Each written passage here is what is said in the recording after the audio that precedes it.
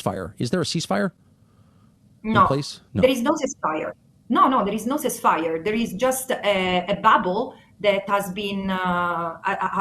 had to be inflated at a certain point to distract the attention from the mass protests that were taking place everywhere. Look, in Europe, it's not different than the United States, but we have many states in Europe, and there has been a consistency of repression.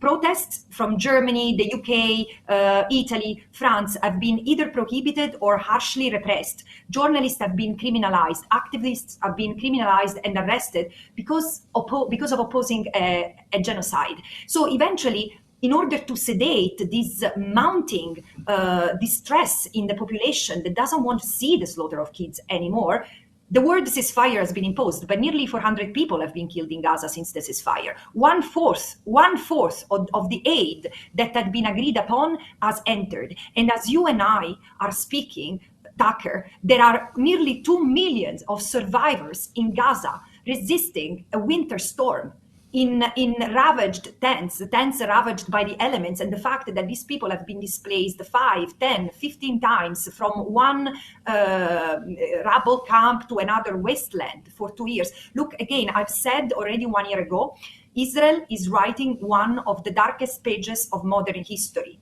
It should have been stopped months ago, years ago.